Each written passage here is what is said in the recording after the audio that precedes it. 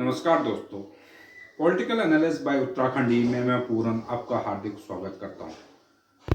दोस्तों, कांग्रेस ने शिषपाल यादव और अखिलेश यादव के अगेंस्ट अपने प्रत्याशियों को मैदान से उनका नॉमिनेशन वापस करवाया। एक तरह से कांग्रेस पार्टी ने शिषपाल यादव और अखिलेश यादव को वॉक ओवर उत्तर प्रदेश विधानसभा चुनाव 2022 में दे चुके हैं। जिस तरह से उत्तर प्रदेश के समीकरण बन रहे हैं और एक तरह से ये माना जा रहा है कि उत्तर प्रदेश में कांग्रेस सपा आरएलडी का अघोषित गठबंधन है।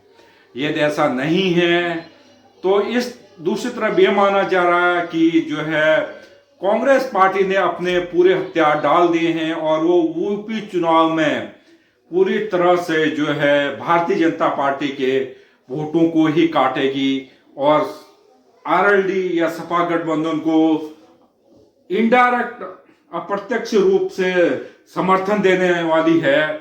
अगर यदि ऐसा नहीं होता तो जो है शिषपाल यादव और अखिलेश के विरुद्ध समाजवादी पार्टी के बड़े नेताओं के विरुद्ध कांग्रेस अपने प्रत्याशी का नॉमिनेशन वापस नहीं कराती। अगर करहर सीट से अखिलेश यादव के नॉमिनेशन होने के बाद कांग्रेस ने भी जो है यादव प्रत्याशी दिया था, जिस हिसाब से ये कहा जा रहा था कि कांग्रेस का यादव प्रत्याशी जो है सपा के वोटों को ही काटेगा, न कि जो है भारतीय जनता पार्टी के, तो उसके तुरंत बाद कल जो है कांग्रेस प्रभारी उत्तर प्रदेश प्रभारी प्रियंका वाड्रा गांधी जी ने यह ऐलान किया कि वो शिषपाल यादव और अखिलेश यादव के अपोजिट कोई भी जो है कांग्रेस का प्रत्याशी उतारने नहीं जा रहे हैं। और दूसरी तरफ जो है भारतीय जनता पार्टी इस मुद्दे को भरपूर रूप से उत्तर प्रदेश के चुनाव में एक बड़ा मुद्दा बनाने जा रही है कि उत्तर प्रदेश में दो लड़कों की जुगलबंदी नहीं, 3 लड़कों की जुगलबंदी हो रही है। अखिलेश, राहुल और जयंत, ये तीनों जो है एक ही मंच हैं और ये आपस में गठबंधन है। यानी ये कहे सपा आरएलडी और कांग्रेस का किसी ने प्रत्यक्ष या अप्रत्यक्ष रूप से गठबंधन है। और यदि इनकी सरकार बनती है तो निश्चित रूप से कांग्रेस के जितने भी विधायक आएंगे सपा गठबंधन को ही सपोर्ट करेंगे। और दूसरी तरह से ये माना जा रहा है कि जो है उत्तर प्रदेश के चुनाव में कांग्रेस अपना जितना भी वोट बैंक है उसको पूर्ण तरह से सपा गठबंधन को जो है शिफ्ट करने में लगी है। और ये माना जा रहा है कि उत्तर प्रदेश में सपा आरएलडी के मुकाबले न तो बीएसपी न कांग्रेस भाजपा के टक्कर में है। भाजपा के लिए कल यानी 4 जनवरी 2022 को गोरखपुर जो से नॉमिनेशन होना था योगी आदित्यनाथ जी का, वो 4 तारीख को अपना नॉमिनेशन भरेंगे। वहीं जो है 1 तारीख को अखिलेश यादव जी ने अपना नॉमिनेशन कर दिया है। और जैसे कि मैंने पिछली वीडियो में आपको बताया था कि भारतीय जनता पार्टी ने भी अपना मजबूत कैंडिडेट सपा के अगेंस्ट करहर सीट में दिया हुआ है।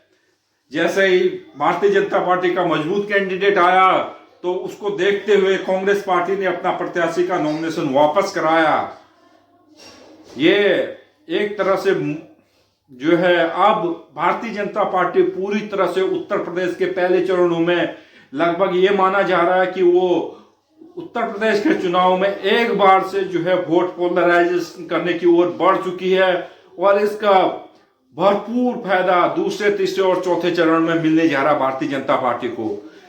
ये एक तरह से आरएलडी सपा गठबंधन के लिए बहुत ही बड़ी हानि है। कांग्रेस पार्टी ने अपना नॉमिनेशन वापस लेना का जैसे फैसला किया, उसके बाद भारतीय जनता पार्टी के लिए उत्तर प्रदेश में इससे बड़ा मुद्दा और वोट को ध्रुवीकरण करने का मौका नहीं मिल सकता था, वे कांग्रेस पार्टी ने भारतीय जनता पार्टी के लिए एक बड़ा और अति उत्साहजनक माहौल भारतीय जनता पार्टी के लिए उत्तर प्रदेश के विधानसभा चुनाव 2022 के लिए बना दिया है। देखते हैं आने वाले समय में और किस तरह से समीकरण चेंज होते हैं। माना यह जा रहा है कि दूसरे और तीसरे चरण के चुनाव होने के बाद सपा और कांग्रेस भी एक ही मंच पे आ जाएंगे, जहां पर पूर्ण तरह से राजभर पे खतरा मंडराया हुआ है। राजभर को कहीं न कहीं इलेक्शन के पास सपा गठबंधन से बाहर होने का खतरा मंडरा रहा। यदि स्वामी प्रसाद मौर्य हो, राजभर जी हो, ये जो भी भारतीय जनता पार्टी से BSP to BJP to SP आए हैं, उन नेताओं का निश्चित तौर पर 2022 विधानसभाओं के बाद अस्तित्व ही उत्तर प्रदेश में समाप्त हो जाएगा। उसके बाद इन नेताओं को उत्तर प्रदेश में कोई इनकी जो है पूछने वाला भी नहीं मिलेगा।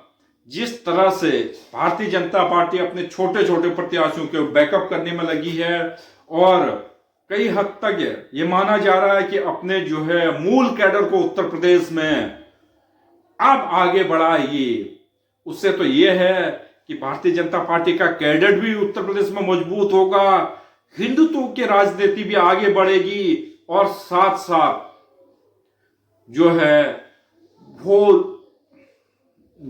वोटों का ध्रुवीकरण भी एक तरह हो जाएगा। अब जो है समाजवादी पार्टी के लिए मुश्किलें उत्तर प्रदेश विधानसभा चुनाव में बढ़ती ही जा रही हैं। एक तरफ रोड शो बड़े बड़े रैलियों पे आयोजित नहीं हो पा रहा है, वहीं दूसरी ओर भारतीय Janata party door to door घर घर कैंपेन करने में बड़ी महारत हासिल कर ली है। जिस तरह से बड़े नेता हों, उत्तर प्रदेश के जितने भी जो हैं 63 के 63 सांसदों को अपने अपने इलाके में पूरी ताकत के साथ झोंक रखा है भारतीय जनता पार्टी ने।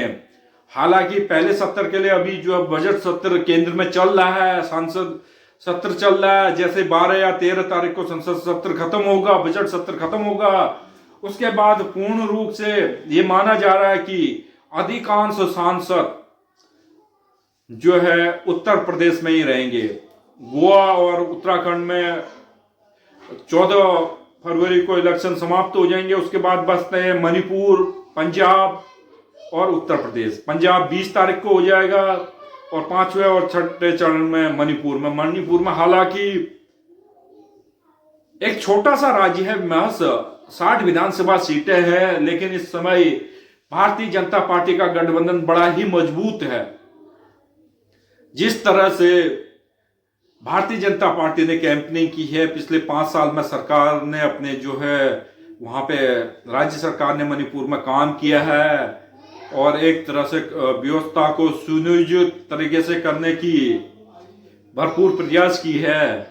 उससे देखते हुए ये लग रहा कि एक बार पुनः जो है बीजेपी का गठबंधन मणिपुर में भी आ रही है, लेकिन 2 जगहों में अभी थोड़ा बहुत कह नहीं सकते हैं। उस तरह से पूरे जो है भारतीय जनता पार्टी के या किसके पक्ष में माहौल बन रहा है, एक गोवा और एक पंजाब में 16-17 तारीख के आसपास ही क्लियर हो पाएगा कि क्या स्थिति रहेगी, त्रिकोणीय ही हो रही है या आप जो है मेन भूमिका में आ रही है। गोवा में भी कुछ इसी तरह का देखने का मिल रहा है।